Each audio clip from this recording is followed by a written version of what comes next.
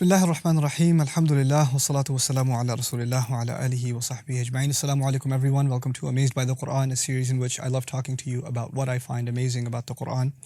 Today, inshallah, I'm going to be talking to you about just one ayah, an expression in this ayah that really captured me.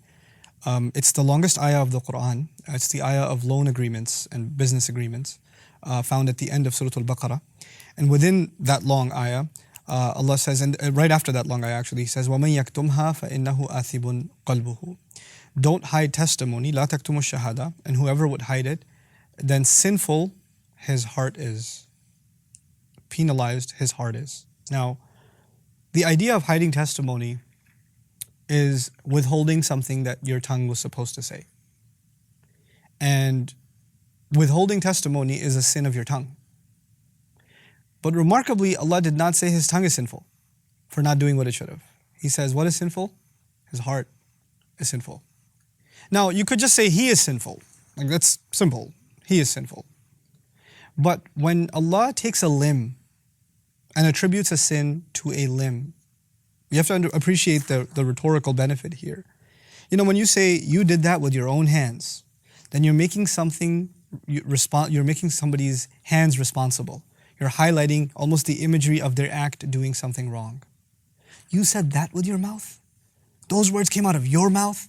You could just say you said those words, but when you say those words came out of your mouth, then you're almost being drawn to the image of someone using their mouth to say something heinous, to say something hideous. You know, that's the idea behind pointing out a limb.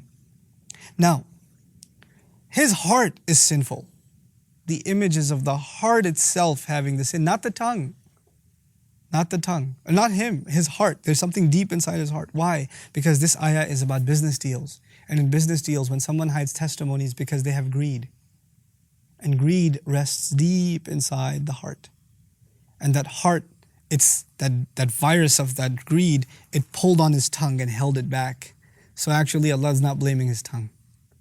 He's blaming the real culprit, the heart. SubhanAllah. It's so epic how Allah it didn't just talk about the crime. He talked about the root of that crime and who He's going to hold responsible. Now, why is that so scary? That's really scary because this is one of those crimes that isn't just another sin. Because if it's just another sin, your tongue did it, your hands did it, your feet did it, your eyes did it. This time the sin is done by your heart. Why is that such a big deal? Because Allah says on Judgment Day, there is nothing that's going to be of benefit to anyone, إِلَّا مَنْ أَتَى اللَّهَ بِقَلْبٍ سَلِيمٍ, except who comes before Allah with a sound heart. So when the heart is sinful, the entire being is in trouble. The entire being is in trouble. What emphasis has the master of all the worlds placed on honesty in business deals in this ayah?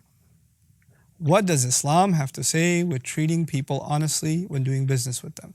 With treating employees honestly, with treating employers honestly, with treating business partners honestly, with treating clients honestly, with dealing with contractors or people that you have contracts with? Man, فَإِنَّهُ آثِمٌ قَلْبُهُ. You know, people go to court. You promised me the budget is going to be this, but then you showed up with 4 times more the price. This is on paper. And then he makes an alternative contract. No, I never agreed to that. Look, I have a signature of yours. I did it in Photoshop. His Photoshop is not the criminal. Neither is the graphic designer who did it. It's not the printer that's the sinner. It's not the finger that hit Control P. فَإِنَّهُ آثِمٌ قَلْبُهُ. That heart is the sinner. SubhanAllah. Allah has highlighted something so powerful here. And if you understand that, then you understand something very grand about the world. In my own assessment, you do not have to agree with this. In my own assessment, one of the world's biggest problems today is unrestricted greed. Probably the world's biggest problem in my opinion. Unrestricted greed. Companies want more, they only care about the bottom line. Nations want more, individuals want more, husbands want more, wives want more, children want more. Everybody wants more. We're ripping the earth apart and we're ripping each other apart out of this greed. And Allah is highlighting that greed rests deep in some crevice inside your heart. And that's what's sinful. We need to fix that. And until you fix that, greed is not going to get curbed. Greed will never go away, but you can curb it. You can control it so that your heart isn't sinful. You know, that's what we have to do. We have to identify that disease and eradicate it from existence. Barakallahu li wa lakum. Assalamu alaikum wa rahmatullahi wa barakatuh. Assalamu alaikum wa rahmatullah. If you enjoyed this video, please do share it with friends and family. If you want to see more videos from this series, click on the box at the top. If you want to see other videos, click on the box at the bottom. And don't forget to hit the subscribe button. Thanks.